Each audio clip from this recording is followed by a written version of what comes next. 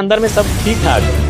बाहर ही हमें दिखता है कि जेएमएम अलग है, बीजेपी अलग है। अंदर ऐसा कुछ नहीं दिखा, सब एक दूसरे से गले लगते हुए दिखे। जो विधानसभा के बाहर वाली ये याद है?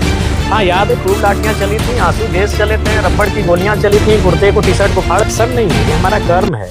जनता ने हमें चुना है अपनी समस्याओं के लिए, तो उसके लिए आपको जनता के बीच जाना चाहिए। जनता क्यों आपके घर आएगी? क्योंकि आप पे एक आरोप है कि आप महंगा जूता पहनते हैं, कपड़ा महंगा हो गया। ये क्या आरोप? कौन सा सवाल है? आप लोग मेरा फटे फालतू सवाल महाराज करने लगे हैं। ये अनुभव धीरे धीरे होता है। आज के दिन का अनुभव तो यही रहा कि लोग शपथ ले रहे थे, और शपथ लेने के दरमियान हमने देखा कि ये बाहर में भले एक दूसरे से टांग खींचते हैं, लेकिन अंदर में सबके गले लग रहे थे, हाय हेलो कर रहे थे। यानी लगता है कि अंदर में सब ठीक ठाक है। बाहर ही हमें दिखता है कि जेएमएम अलग है, बीजेपी अलग है। अंदर ऐसा कुछ नहीं दिखा, सब एक दूसरे से गले लगते हुए दिखे। अच्छा, ये बाउंड्री जो विधानसभा के बाहर वाली ये याद है? हाँ याद है, खूब लाठियाँ चली थी, आंसू गैस चले थे, रबड़ की गोलियां चली थी, कुर्ते को टी शर्ट को फाड़ दिया गया था। याद है। क्या वो फटेगा अंदर अब? जी, अंदर अब जो गलत करने की मनसा रखते हैं उनका हौसला फटेगा, निसंदेह फटेगा। उम्मीद करें युवा, बिल्कुल युवा उम्मीद करें। लेकिन जयराम महतो जिस एक्शन में नजर आए, एक तरफ इधर हेमंत सोरेन एक्शन में दिखे, एक तरफ डुमरी में जयराम महतो एक्शन में दिखे कि तुरंत जनता दरबार लगाने लगे। देखिए, एक्शन नहीं है, ये हमारा कर्म है।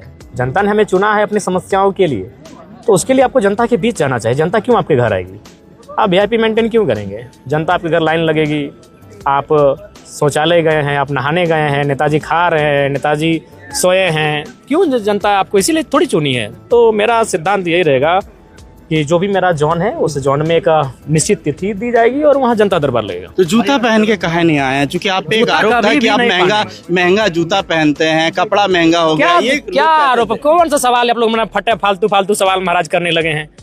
मतलब आप लोग गरीब की तस्वीर कैसा दिखाना चाहते हैं? गरीब आदमी नंगे रहे, नहीं बदन पे कपड़ा नहीं रहे, फटा हुआ है, कादो कीचड़ में लेटा हुआ है। मतलब आप गरीब की तस्वीर क्या इसी तरह देखना चाहते हैं? गरीबी पहले बताए, गरीबी की परिभाषा क्या है? कि उसके पास अच्छा प्रॉपर्टी ना हो, उसके पास अच्छा मकान ना हो। कुर्ता और जूता कब गरीबी की परिभाषा है भाई?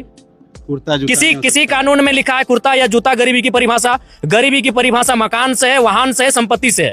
मेरा वाहन को चेक कीजिए, मेरी संपत्ति को चेक कीजिए, मेरे मकान को चेक कीजिए। पत्रकार है और ये सवाल आप लोग करते हैं। तो आप तो गरीबी की परिभाषा कपड़ा नहीं है।